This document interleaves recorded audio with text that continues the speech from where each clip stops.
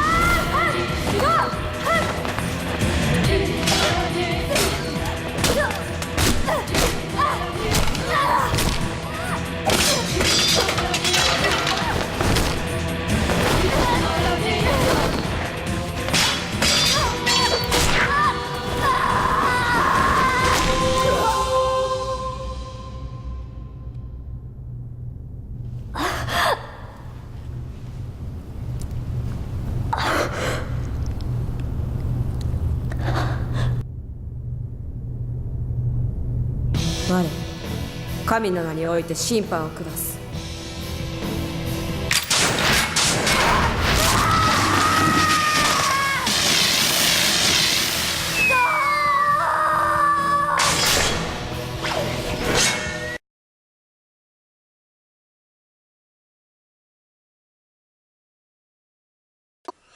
Hello everybody, hey, it's me, Zankobu, bringing you another episode of the 31 Nights of Halloween Horror! Lives again. Yes, a little bit muted here, but whatever. Anyways, tonight, I'm bringing you another blood-splattered, spattered, drenched, soaked episode here, continuing on the theme of the ultra gore, the ultra blood, the ultra violence. This time, I'm bringing you a review of a movie from one of the Italian masters, Lucio Fulci. Maybe not his best movie, but still a bloody good movie, in my opinion, and that is Cat in the Brain. Yes, it's actually a really strange thing. It stars Lucio Fulci as himself, a horror director who, after a while, is starting to see visions of murder in his mind. Probably because that's what he does. He does horror movies. Anyways, it's kind of an interesting little mental take thing. So he decides to go see a psychiatrist because it's starting to disturb his daily routines. I mean, he goes to a restaurant. They want you want to order a steak? It's like, oh, bloody steak? No, blood. There was this film crew that was going to do a documentary about him, but he goes into this weird dream sequence of a Nazi orgy and tries to tear the clothes off of one of the female reporters. I mean, just kind of crazy stuff. So he goes to this doctor, and this doctor decides to give him hypnosis treatment.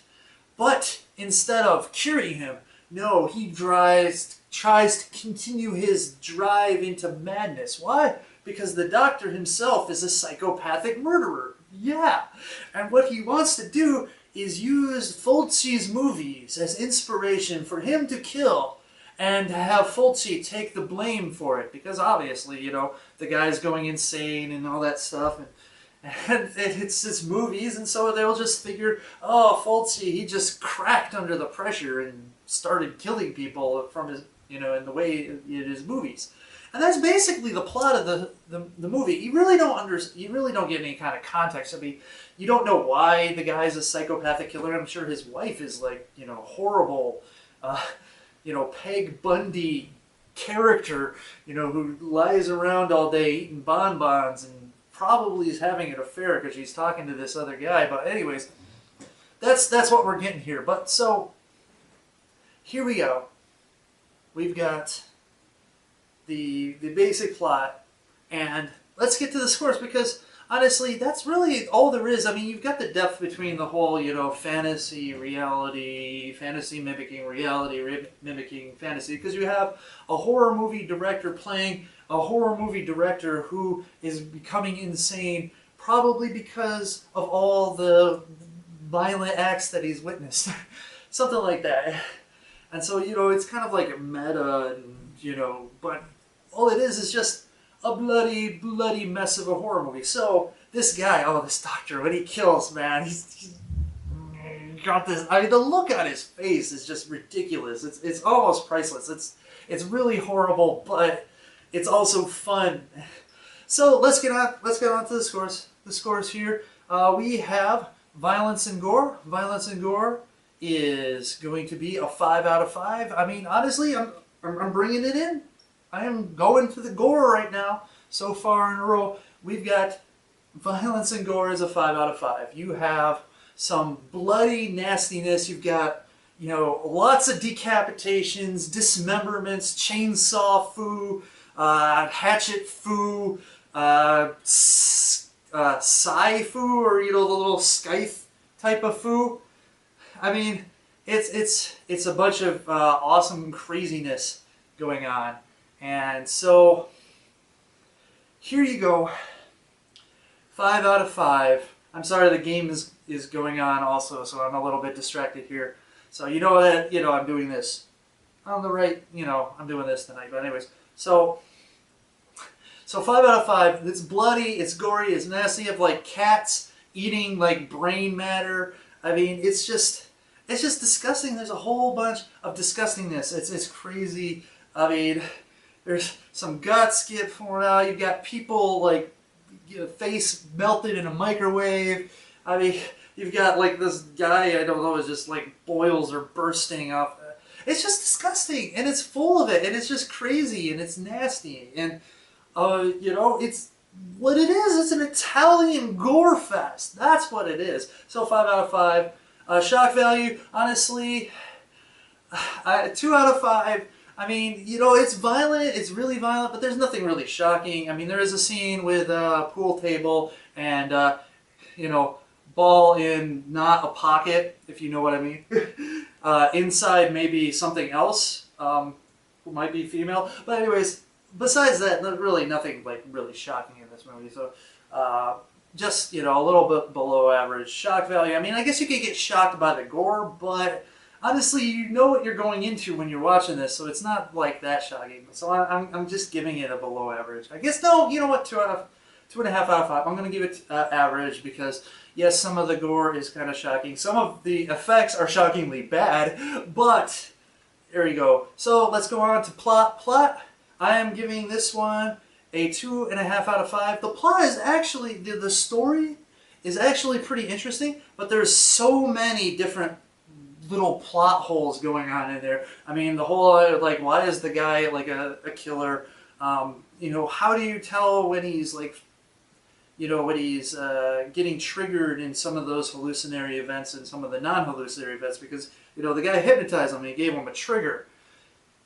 So, you get all that and you're like, okay, I don't understand how this goes. And the ending just kind of ends. I mean, it's just, there's no like real, facing the villain type of thing going on here as much as you would want to between Fulci and the mad doctor.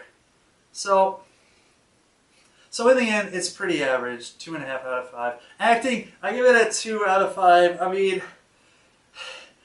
it's pretty. I got an English dub, but I don't know. It's pretty bad. I mean, it's not all that great. I mean, I think Fulci does a passable job, but it's really just not that awesome. Well, was that ball gonna drop? Nope, he caught it. Okay. Once again, I'm just watching. That ball drops, the game kind of breaks open a little bit. But anyways, so it's going to the bottom of the ninth. 1-0, Detroit. So once again, 2 out of 5 for some poor acting. Let's go on. Nudity. Here comes the shocker.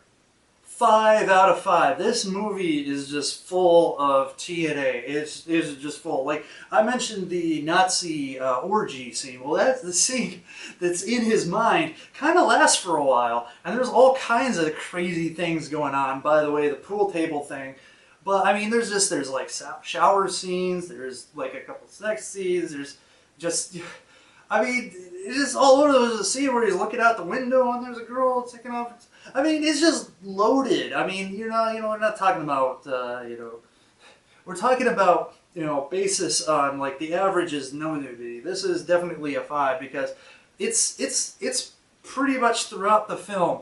And, I'm not complaining. Some of it's pretty nice, But, so there you go. Like, one of the few movies that's going to score a 5 out of 5 on that factor. So, going on to enjoyment factor. This is one of those things. I give it a 4 out of 5 because, it's just one of those fun popcorn movies. If you're a gore hound, you like it because, it's kind of campy, it's kind of cheesy. Some of the effects aren't really that good, but you're just like, oh man. But it's not as ridiculously over the top as Tokyo Gore Police or Gothic and Lolita Psycho. And so, and it has an interesting story. It kind of falls apart, but the concept is pretty cool.